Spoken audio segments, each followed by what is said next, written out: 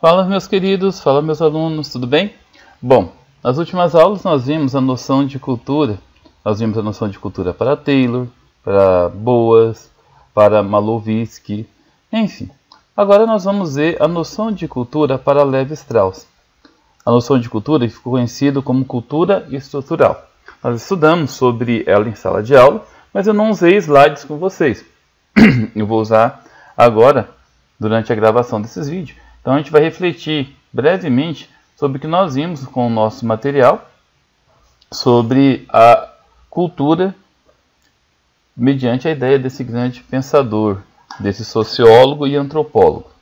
Bom, Claude Lévi-Strauss, formado em filosofia, nasceu na Bélgica, em Bruxelas, em novembro de 1908, centrou sua pesquisa no trabalho prático. Ele era mais etnólogo do que etnógrafo. Seu intento era buscar novos referenciais teóricos aplicáveis ao ser humano e também na sua condição. Ele procurava pensar as sociedades humanas não apenas em termos históricos ou biológicos, mas também em sua condição humana, em termos universais. Bom, vamos entender um pouquinho sobre a questão da biografia, onde ele estudou, o que ele fez, Ele viveu quase 100 anos. Nasceu no dia 28 de novembro de 1908, em Bruxelas, na Bélgica. Morreu em 30 de outubro de 2009, ia fazer 101 anos, Paris, França. Ele era de pais franceses, Sem dúvida, o antropólogo cuja obra exerceu a maior influência no século XX. É um dos maiores expoentes da antropologia contemporânea. Ele doutorou-se em 1931, aos 22 anos. E em 1935, aceitou a cátedra de Sociologia da USP. Ele foi professor da USP durante um tempo. No Brasil, completou sua formação de antropologia com várias expedições etnológicas. Ele morou em tribos indígenas por vários anos enquanto fazia os seus trabalhos, enquanto fazia suas pesquisas antropológicas. A antropologia estrutural, antes de tudo, um método de conhecimento original que interliga os códigos de parentesco, de etiqueta, os esquemas de controle de tráfego. Quando se fala em estrutura, ou em antropologia estrutural, o antropólogo ele analisa os códigos de parentesco, as regras de etiqueta, como que a estrutura cultural ela funciona dentro das várias etnias diferentes. Bom, vamos entender um pouquinho como que funciona essa questão da antropologia estrutural. A princípio, o estudioso Lévi-Strauss ele voltou a sua antropologia para os estudos da antropologia funcionalista de Malinowski, no polonês que nós estudamos na última aula. A ideia de entender os valores culturais oriundos da necessidade de práticas de sobrevivência animava o pensador. Então a ideia funcional proposta pelo polonês, por Malinowski, fala sobre a necessidade de sobrevivência, necessidade de proteção, de alimentação, de procriação. E essa necessidade é o que embasava a base cultural dos povos, principalmente dos povos mais primitivos. Contudo, a análise da leitura de textos de psicanálise, de textos linguísticos, levou o pensador, o estudioso, o antropólogo Lévi-Strauss, a questionar a ideia de que toda elaboração cultural obedecia a interesses concretos. Elementos inconscientes também poderiam operar no universo da cultura e atuariam como condicionantes da vida social. As pessoas dentro do universo cultural, elas estavam tendenciosamente, elas estavam fortemente ligadas a uma tendência a se envolver nesse universo da cultura, a atuar de maneira condicionante. Contudo, essa atuação era inconsciente, você ficava no meio, você passava a se comportar da mesma forma que o grupo. Isso era uma estrutura, porque havia um contexto de psicanalítico envolvido, algo relacionado à cultura, como nós podemos ver nas imagens abaixo. Nesse aspecto, a antropologia de Lévi-Strauss entende as sociedades primitivas e avançadas na forma de expressão cultural que escondiam estruturas em comum, se afastando da empiria que havia caracterizado o funcionalismo.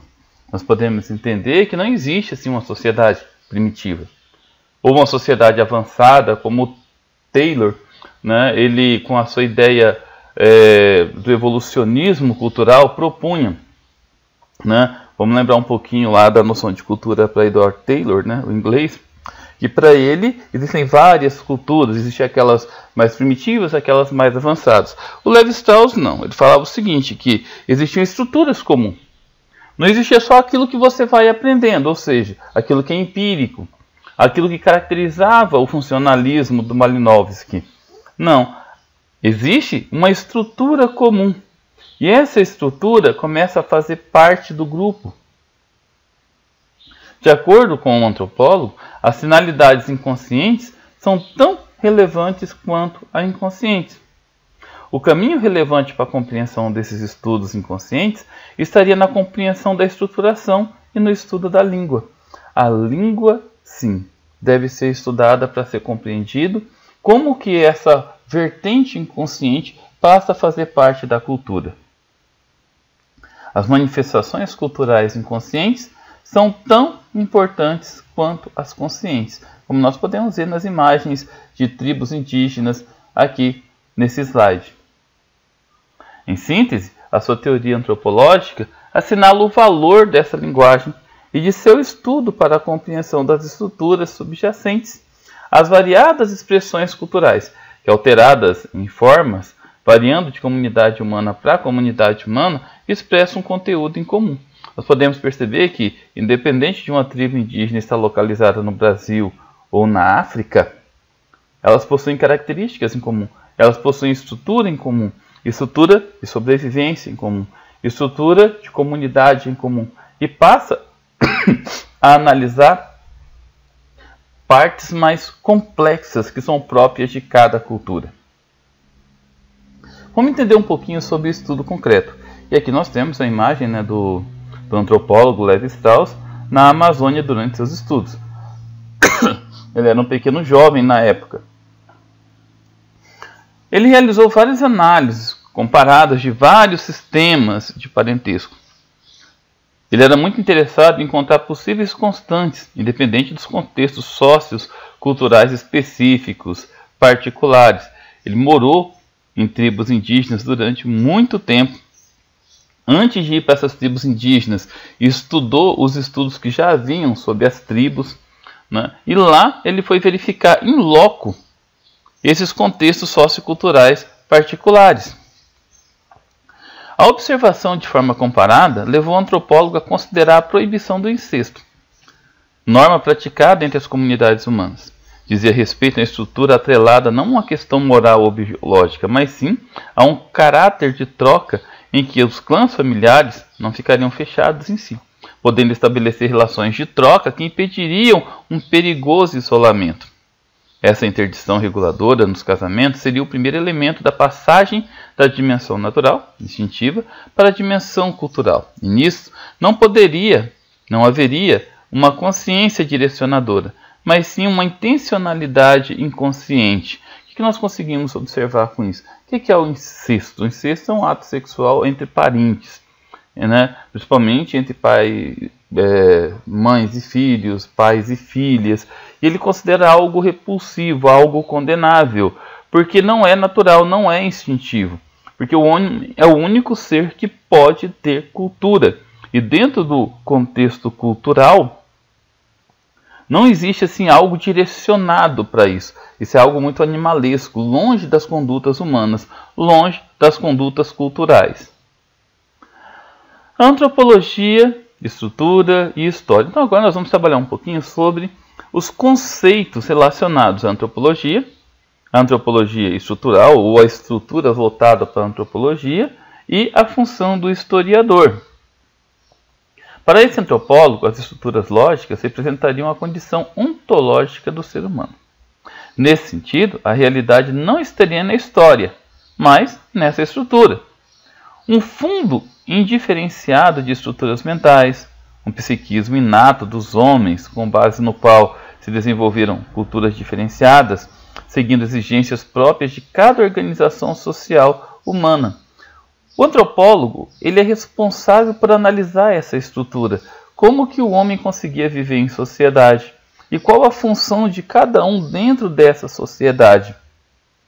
Ele conseguia analisar como esse psiquismo era inato, como a base social que desenvolvia diferentes formas de cultura, né? Essas exigências que era própria de cada organização social, era aceita pela comunidade como um todo. Bom, vamos diferenciar agora então a função do historiador e também do antropólogo. O historiador ele pode fornecer o estudo dos processos de transformação, de mudança na história, realçando a ideia de uma ruptura. O historiador visa o sentido transformador da vida humana. Podemos entender também que o historiador ele estuda o espaço-tempo, ou seja, o homem, a vida humana, o ser humano, dentro do tempo, dentro do espaço-tempo, diferentemente do antropólogo.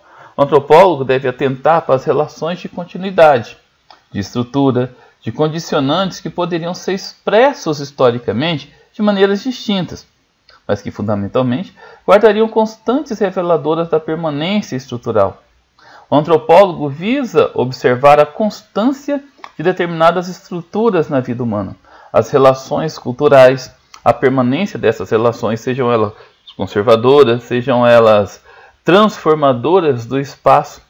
Tudo isso o antropólogo consegue analisar, consegue observar, tanto no contexto do espaço geográfico quanto no contexto do tempo, que no caso é a história. O pensamento selvagem foi um dos principais trabalhos de Lévi-Strauss. Para ele, o pensamento selvagem não é pré-lógico ou primitivo, no sentido de ser menos evoluído. A sua noção estruturalista coloca o pensamento selvagem dotado de sentido lógico, no lugar em que já se expressa o espírito humano. Diz respeito à natureza humana, ao seu caráter ontológico, assentado em um psiquismo básico e comum a todos os seres humanos. Então, não existe essa ideia de primitivo. Não, muito pelo contrário. O pensamento selvagem, que é analisado como pré-lógico ou primitivo para alguns grupos de estudos, na verdade, para o pensador, para Lévi-Strauss, possui uma coerência muito forte, porque diz respeito ao contexto que está envolvido aquela sociedade em si. Nessa ilustração aqui, a ilustração de Charles Le Brun, foi especialmente confeccionado para a obra de Lévi-Strauss, que é o reverso do totalismo, ou seja, o homem naturalizado. Bom, pessoal, como nós vimos, isso aqui é uma breve síntese do trabalho de Lévi-Strauss, um dos maiores antropólogos do século XX. A sua base sociológica é o estruturalismo. Espero que vocês tenham curtido, E é isso aí, Estudem com calma em casa, o Enem está chegando, boa prova, fiquem com Deus e até a próxima.